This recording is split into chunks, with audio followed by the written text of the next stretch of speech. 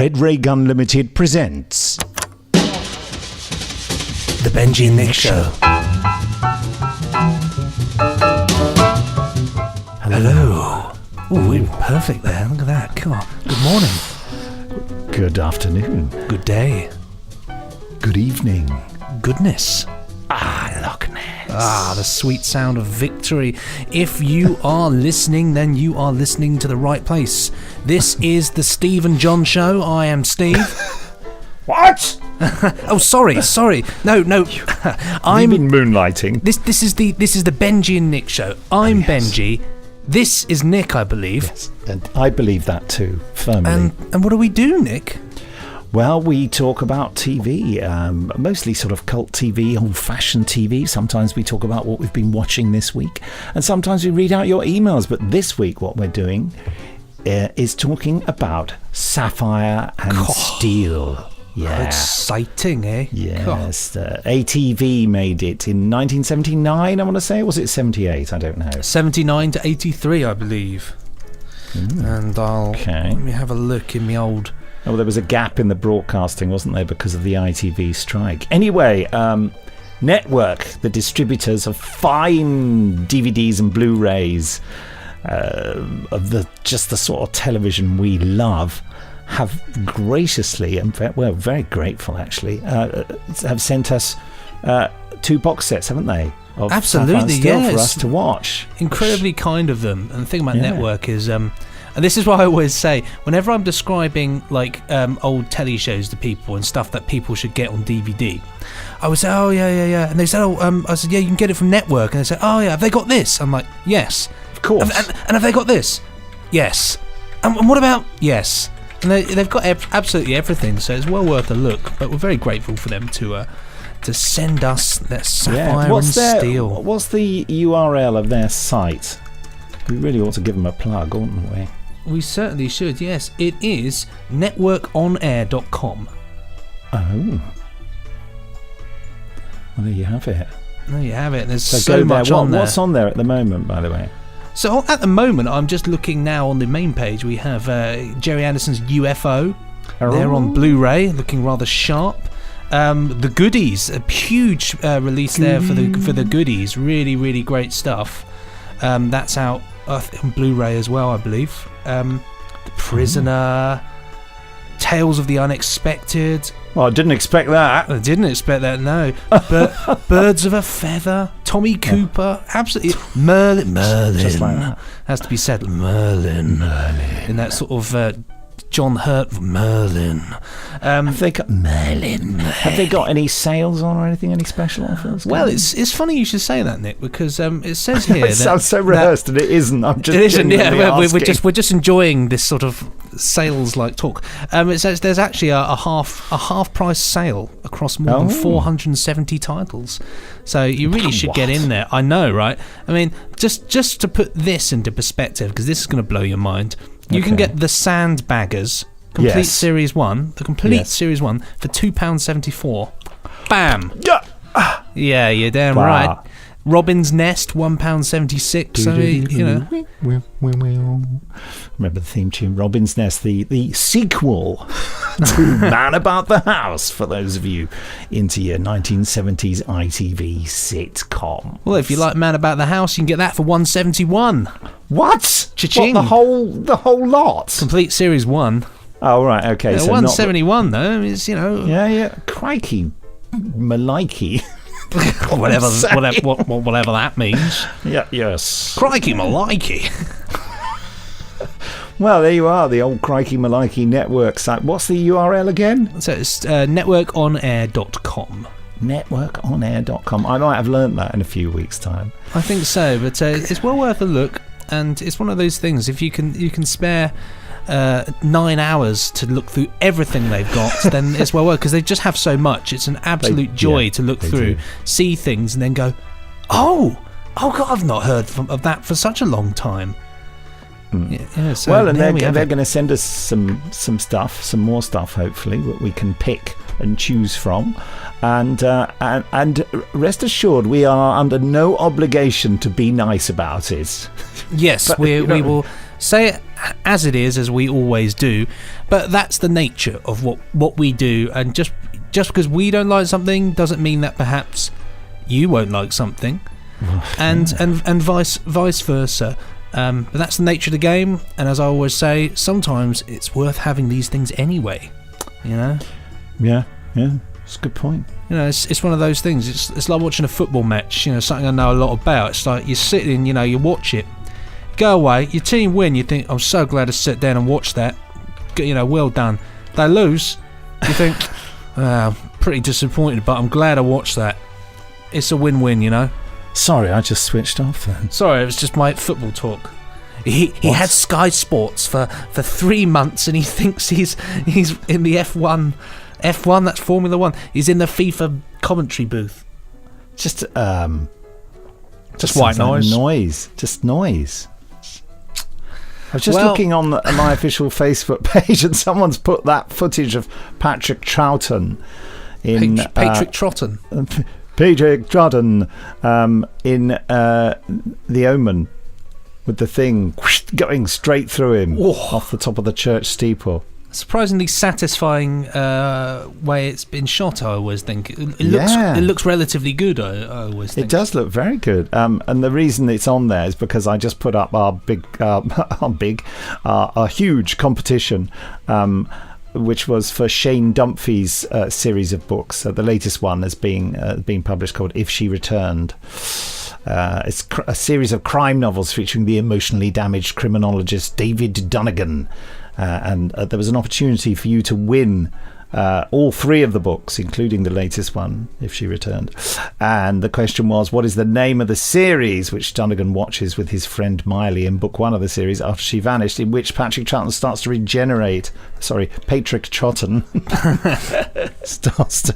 This is all because of some software trying to speak his name. Patrick Troughton starts to regenerate into John Pertwee's Third Doctor in the final episode. Yeah, for quite. And the winner is... Duncan Wilson. That's good, isn't it? That was a random selection. Hi, Benji and Nick. David Dunnigan would be watching the awesome but incredibly long Doctor Who The War Games. Correct.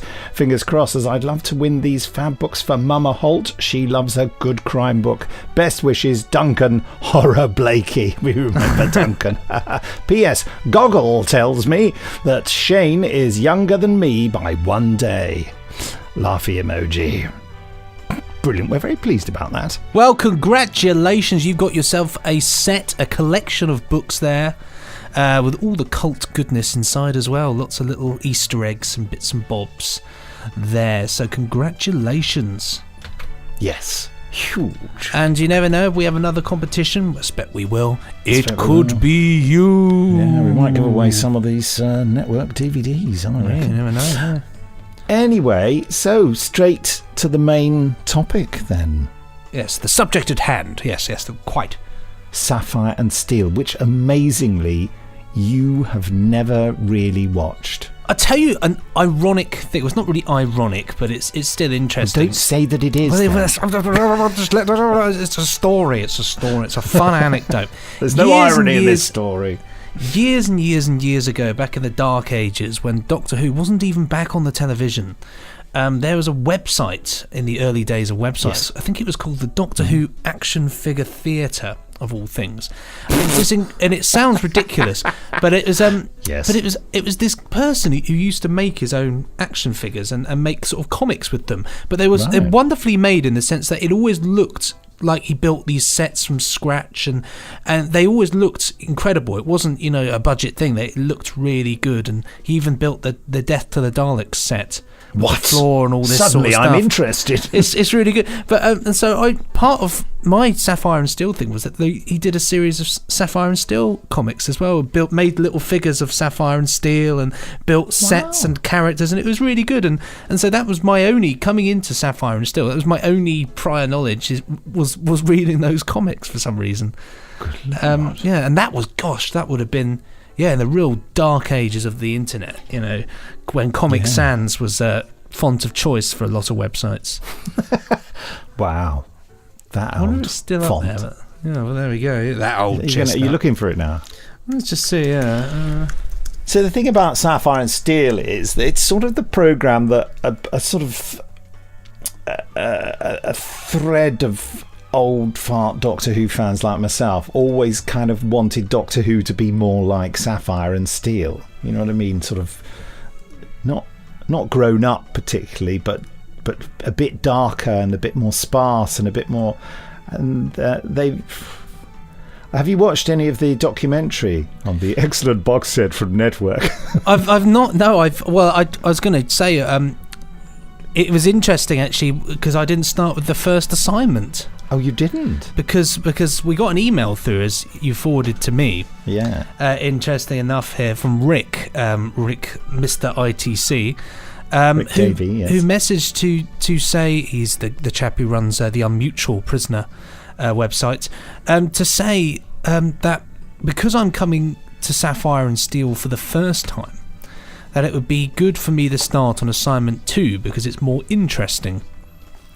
And he said, and in his own words, he said, and I'm giving you this advice because I want Benji to fall in love with it. And so we actually watched assignment 2, which is it called The Railway Station? Did you not watch assignment 1 as well? I didn't have. I was going to, but I thought you said you'd watched episode 1 of assignment 1 and episode 1 of assignment 2. So no, I watched assignment 2, episode 1 and 2. Oh. That's me not reading a text properly. So I watched assignment 1, episode 1, and assignment 2, episode 1. Oh no! Well, I'd started assignment 1, episode 1, but a couple of days ago. But then I got so many people were interrupting me, and the dog was being a pain, and the bloke outside had an argument with his brother. That I just gave up. What are their names? Their names are redacted. Strange names. Oh, yeah, very strange. A pterodactyl. But so in the end, so today I came in fresh and woke up nice early and sat and watched it. So going on to it, I will say I absolutely fell in love with it. Yeah. Absolute and that class. Is that railway one with the World War I soldier and the various military things going on.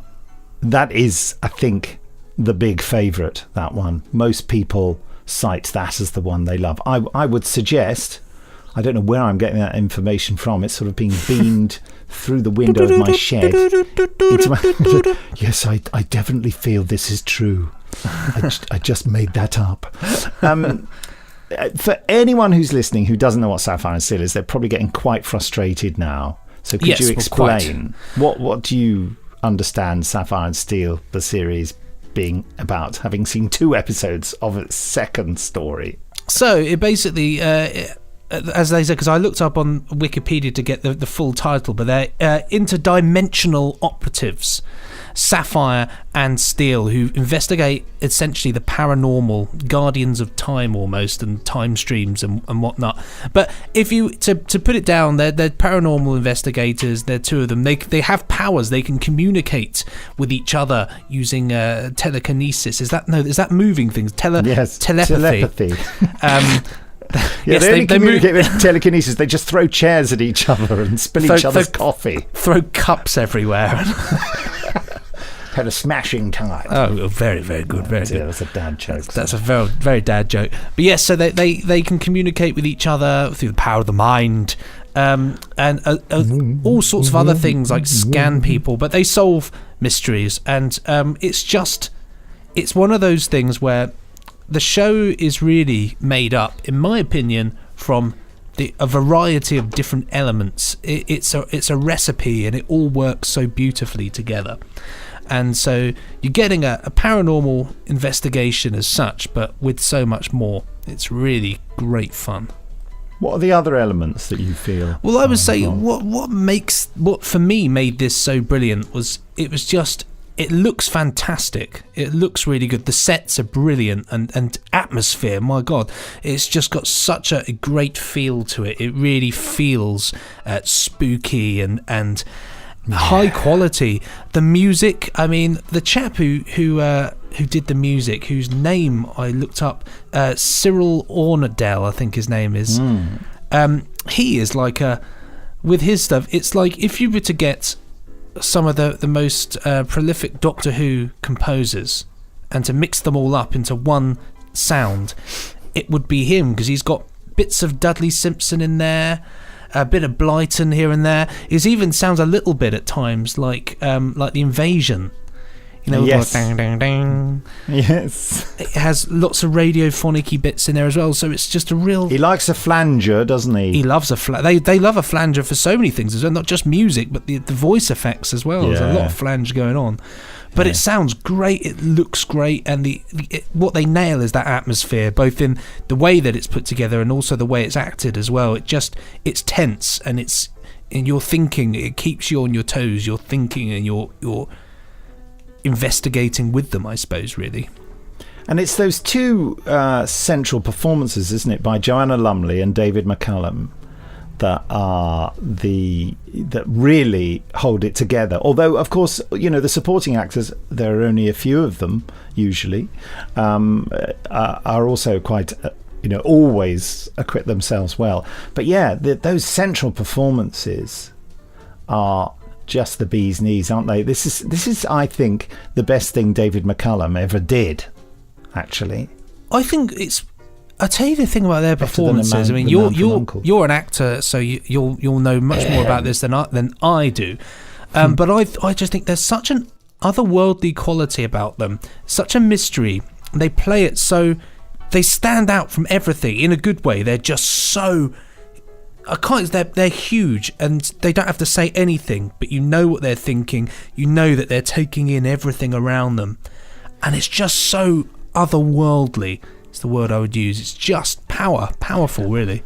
And the interesting thing is that, I didn't know any of this until I watched a little bit. I haven't managed to, because I had to rush and record this podcast, I haven't managed to watch the whole of the behind the scenes thing, but it becomes very clear from the documentary, and I sort of felt this must be true before, that both Joanna Lumley and David McCallum really loved this. They took a punt and they asked David McCallum's agent and sent the script, and he loved it and wanted to do it.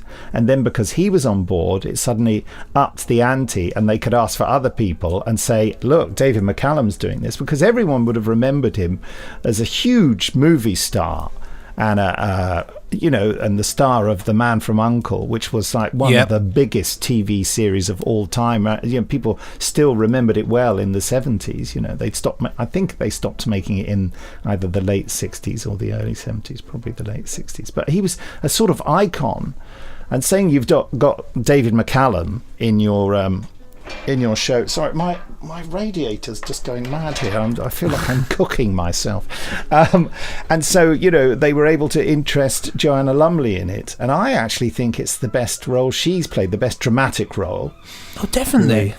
Yeah. Definitely. I mean, everything about it. I suppose at this time as well, she now she's so well known for Absolutely Fabulous. Yeah. That's her thing. And you see her and you think, Absolutely Fabulous. But at this point, there wasn't that. And so really, she's given this performance. If you had never seen her in anything before, I watching this, I thought, wow, this is an absolute tour de force performance. She's just so spectacular in this. It's so fresh as well. And because she's such an interesting performer and person, her voice, the way she speaks, which obviously she's well known for, it just captivates you. It's incredible. I love David McCallum. I don't know whether it's because you're mentioning Joanna Lumley that it's got very hot in here. I'm just he's opening his TARDIS blue door. But David McCallum, he was in the thing that I find fascinating, and spoilers if you've not seen it, but in the cliffhanger-ish, and round near the cliffhanger for episode 2 of this one, he ends up wearing a RAF uniform. Oh, it's that bit, isn't it? Oh, yes, I remember this. I haven't seen it. So, of course, seeing that, and he looks so familiar in it because, of course, he not only was he in The Great Escape, but also he was in Colditz as well. Both times, I believe, playing an RAF officer. So it was like, he's in his old garb. We know it's going to be good. We know it's cool. He was also in a film called. What was the name of the light bomber in World War II that was that Blenheim? They used in what? Pardon? Blenheim. Lighter than that. Lighter than the Mosquito Squadron. Mosquito Squadron, yes. is it? Which is one of the worst films. Terrible film. Ever. Dread. There's two, aren't there? There's 433 Mosquito Squadron. No, there's 633 Squadron, which is a pretty good movie, and then there's Mosquito Squadron. That's it. Which uses footage from 633 Squadron as stock footage because they couldn't be bothered to do their effects themselves. How funny, isn't it, like that? Because they're known as like the two. They're like the two sort of sister films as such. One's incredible, one's dreadful. Do you know, the trouble is I've been away from my shed for so long, I've forgotten how to control my radiator. When I thought I'd turned it down, I've turned it to absolute maximum. I'm absolutely sweating myself to death. Out of control. Anyway, now, of course, the style of Sapphire and Steel... Staffordshire Steel. Staffordshire Steel, it's near Derby, is very much that you have a weird situation, usually in some sort of deserted setting, where very ordinary people are involved, usually in trouble in some way or another. And then Sapphire and Steel just turn up. You don't see them materialise or anything. They don't have a TARDIS or a space podule. They just arrive and don't really bother to explain themselves. So a lot of the tension in the drama comes from the other person in the story, who's kind of you know what I mean, watching it, being disturbed by them and thinking, who are they? I mean, the first one, which you must go and see, and I think Rick Davey is dead wrong, actually, watching the first episode, the first one again, it's not dull at all. It's really interesting. Well, the first one certainly sort of piques my interest because it's a sort of haunted house sort of affair. Well, that's right. Stuff like that interests me. And the two other characters are children, and the young boy is absolutely brilliant. And the young girl isn't then. Well, she's very young and doesn't talk much. She's fine. Much younger, and that's the whole thing about her. She doesn't talk to strangers, you know. And that's amazing. And it is a really good introduction to the series because it's particularly good when the boy meets Sapphire and she just says, "I'm Sapphire." And he says, "It's a beautiful name." Oh. And then later on he just says, "I think you're beautiful." And she sort of looks at him to say, "I know." She goes through a sequence where she has all her different dresses from different periods of time just appear on her, and her hairstyle changes. And every time she moves around, suddenly when she comes into shot the next time, she's wearing a completely different outfit. You feel like Joanna Lumley asked for that to be written in. Like, I must wear lots of frocks. Well, she looks great, though, doesn't she? I mean, she really does. It's an amazing suits her down to a T. But one thing, actually, you've just made me think of is, of course, the effects and various special effects in which you see throughout. And like when the things like that, when she's changing the outfits, I actually think were done very well. It looks, you know, when you compare it to you're something... thinking of in the second assignment when she flits between, she picks up some flowers and it makes her change to a sort of World War I seeing off the troops kind of woman, female clothing thing, they filmed it twice, or I should say videotaped it twice, because this, I should mention, is done the old-fashioned way of drama. It's shot on a studio set, multi-camera. They probably would have done large chunks of scenes all in one go.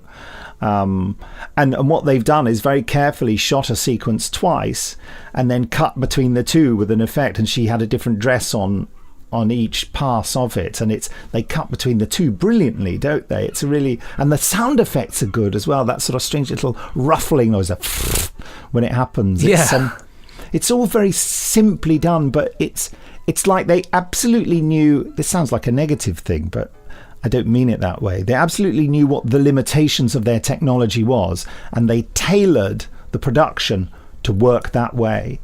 And as Sean Reardon, I think it is, the producer, says about PJ Hammond, who created it and wrote it, who, you know, we largely think is a genius because of this, what he was able to do was to create fear and tension out of just that. Someone knocking a door at exactly the right moment. And you go, what's that? You know, it's amazing. They don't, as PJ Hammond says, they don't show any blood. They don't do any ghastly horror.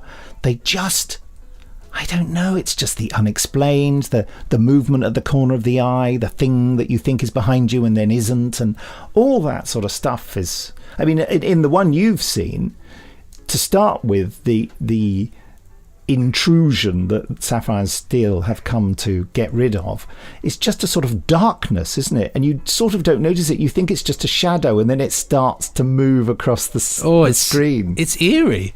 It uses that as well. That's using the elements, isn't it? That's using things, the windy weather outside and the leaves cascading up the station platform. As I watched that, I thought, wow, that's really, it's just so, I thought, wow, this is atmosphere. It's creepy, it's spooky. But the whole thing is, I suppose, like Joanna Lumley herself, the whole thing has an air of class about it. They for something that's not particularly... it's not showy. Particularly showy. It's multi-camera in a set. A set in a studio, multi-camera. But they did it to perfection, didn't they? And they lit Absolutely. It really well. Lighting's it's like the best great. Lit vintage video production I've ever seen, actually. Doctor Who was never this well lit. They obviously, I reckon, I don't know, people out there will know, I reckon they spent twice as much time in the studio as Doctor Who did. It seems to me like there's no compromise here, and there's nothing. I think the only rubbish thing about the entire series that I can remember is that there's like a swan creature that attacks them in one of the episodes, but even that, they shoot it quite well. But it's a little bit along the lines of the pterodactyl in Invasion of the Dinosaurs, the John Pertwee Doctor Who story, when the problem with the Invasion of the Dinosaurs was they couldn't do dinosaurs. Now we've got this great idea about dinosaurs invading. Yeah, can we do dinosaurs? Anyway, sorry, what did you say? Nothing. Oh, nothing. No, it's fine. Just forget it. Just forget it. Tonight on BBC One, and it comes on, and Barry Letts, the producer, goes, Christ! This is terrible! I don't know why I agreed to this. Oh, dear, oh dear. Was that famous purple dinosaur, Barney the dinosaur? Oh, he's more effective than the dinosaurs in Doctor Who. He really is. Well, they just look like clay models, don't they? I think that's an insult to clay. I think it might be. Anyway, back to Sapphire and Steel. It's just great, isn't it?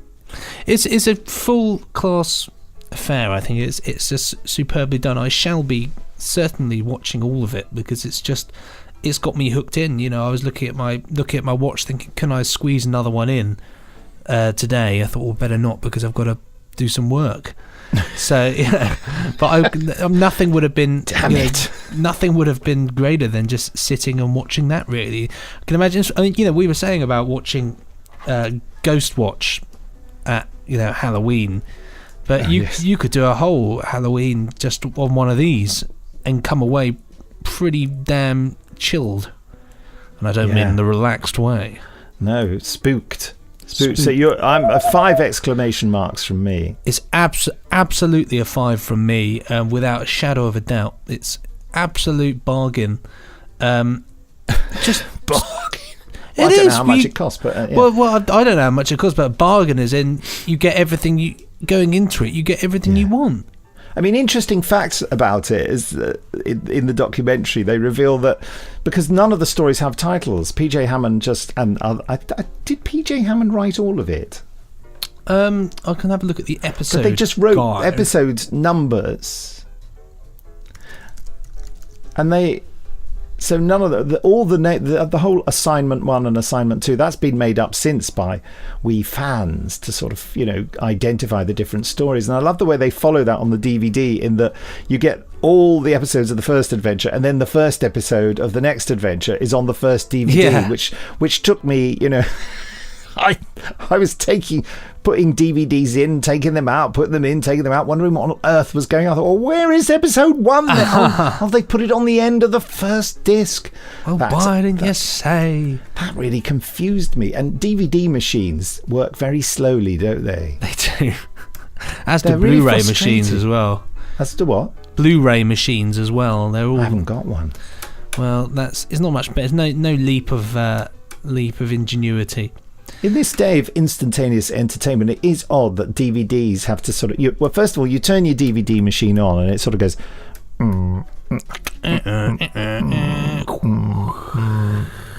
And then it says hi, doesn't it, on the display? Yours takes a million years. Your one. Please crikey. wait. Oh, you've seen it, haven't you? Please wait.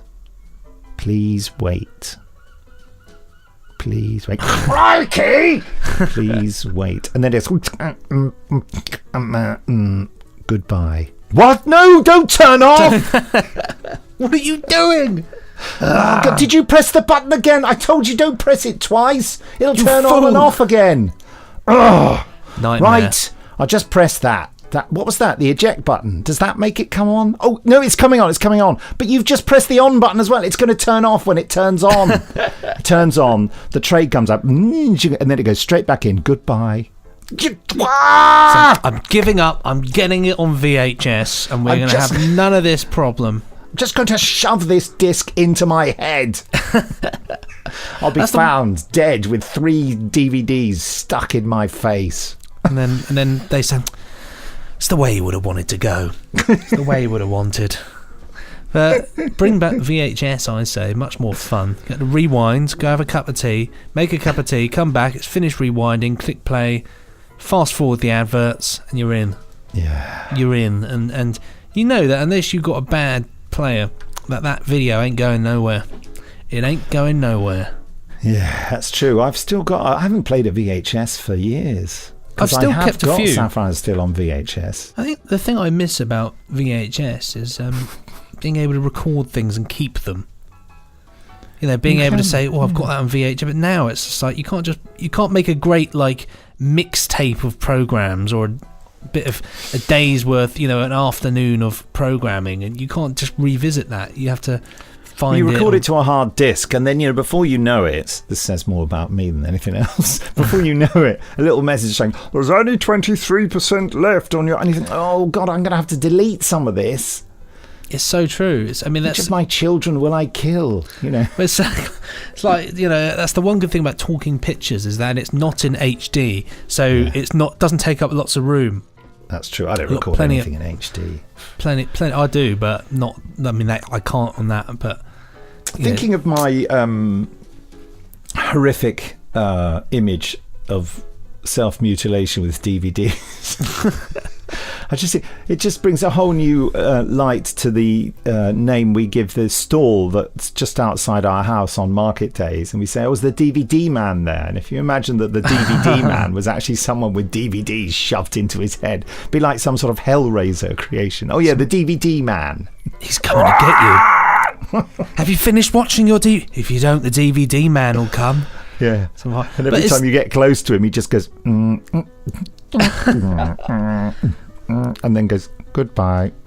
And then slices you with a DVD. A horrible man.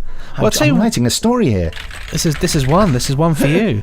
But when I was out walking the dog the other day, this is a good tale. Walking the dog. A dog's tail, in fact. A dog's tail. A dog's tail. Stop it. That was my dog. That didn't sound like a dog. That sounded like a short witch falling down a hole. A short witch getting somebody treading on her toe. Whoa! But as I was walking on, my dog started playing with this other dog, and this woman seemed in a rush. I hope this isn't going to get dodgy. No, it's not. It's not going to get dodgy. And now Benji and a dodgy dog story. Dodgy the dog. But she was in a bit of a rush, and I said, "Oh, I don't think that dog wants to play, Rosie." And so she carried on. She said, "Oh, yeah." She said, "We're just on our way to the video shop," and carried on. And I just... What, the dog said this? Yeah, the dog said that. The woman... But I thought, she's on her way to the video shop. There's a video shop. Who goes to the video shop? Did you follow her to find out where it was? Well, I did some research and I got home. Yeah. And it turns out that there is a video shack down the road from where I live. God knows how it's still open. Video shack? Yeah, video shack. I think it's obviously probably has DVDs. But still, I thought, crikey, you know, she's living in the dark age. DVD shack. Wow. Living in the dark. There?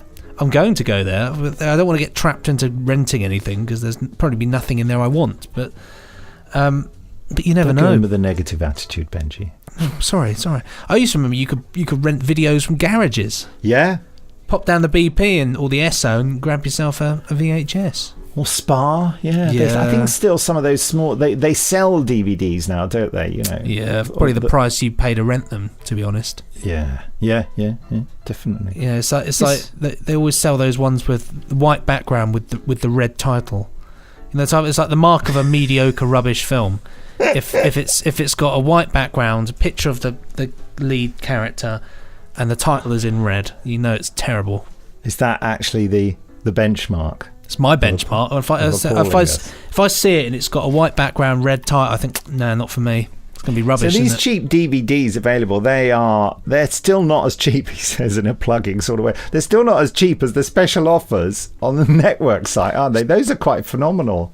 They are. I mean, you get if it in weren't there. For the fact that I feel that I can ask Tim Beddoes, who's the supremo at network, ask him for stuff. I'd go and buy them now. This is where he's listening to this thinking, well, I'm not going to send him any more free stuff because he's obviously just going to send the company money. So we can make some money out of this, man. No, but it's a limited sale time. I think it's called the half week sale or the half something sale. So it's coming to an end. So get in there while you can. Oh, God. Could be over by the time you listen. Who knows? That'd be amusing, wouldn't it? It's over. But yes. Do you know the real problem is that at some point, we really ought to give Sapphire and Steel away as a competition prize. We have to work out which of us is going to part with our box set. It's true. But you've got to. We've both got to. I've got to watch it all again, frankly. It's one of those ones, isn't it? It deserves to be watched through, and then I'm sure we could give one away for somebody to enjoy. But especially since that, we'll do that. We'll do that, and if we don't, we just hope you don't remember we said that. Watching that first episode again, I had that kind of assumption. I think it's the sort of age you're at when you see them, that the first story wasn't very good.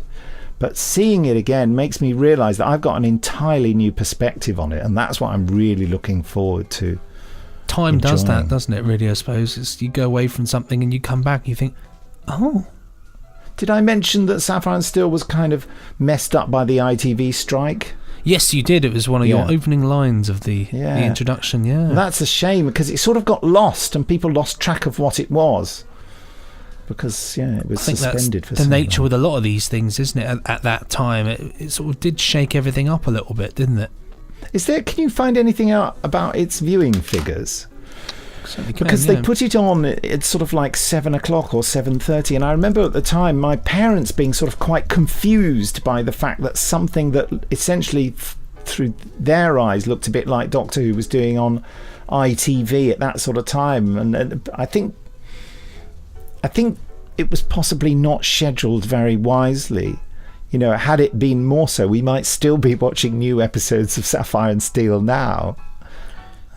Well, I can tell you this, that it's the first episode gained a viewing figure of 11.8 million.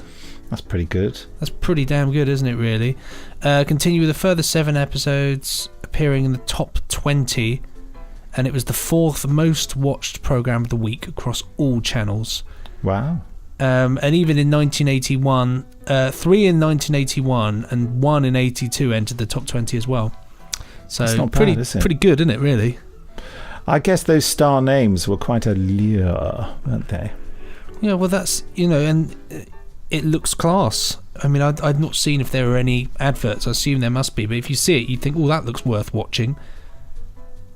You can't knock a bit of ATV, can you? There was a commercial break halfway through, which interestingly they seem to have edited out on these, and I don't seamlessly as well. It's fine, isn't it? I don't know how they've managed that. I wonder if the soundtrack stuff still exists. You could use that element if you were to use the music. I don't know, I'm just talking now. I'm just saying. Well, it's a 5 out of 5 for me. Definitely. And so Sapphire and Steel, absolute deal. It's the real deal is Sapphire and Steel. So do we decide, I can never work this out, do we decide what we're watching next time this week, or do we do it next week or the week after that? No, next week we're going to be talking about what we watched Oh, yes. what we've watched on TV recently. And also, we'll be reading out a lovely batch of emails. Yes. So that's what we'll be doing next time. How so exciting. I suppose we were going to contact Jamie Anderson, but just ran out of time. We'll give him a buzz next time round. Sort of give him a ring. That's Jamie Anderson, son of Jerry Anderson, the creator of Thunderbirds, for those of you who are listening for the first time, and for those of you who have listened to all 50 million of our podcasts. Sorry for the repetition. Oh dear. Well, I'm going to go and pick my son up from school. Yes, I don't blame you. Well, in that case, it's goodbye from you. And it's goodbye from you. Ta-da! Pressing your face now. Ka-chunk. Ow!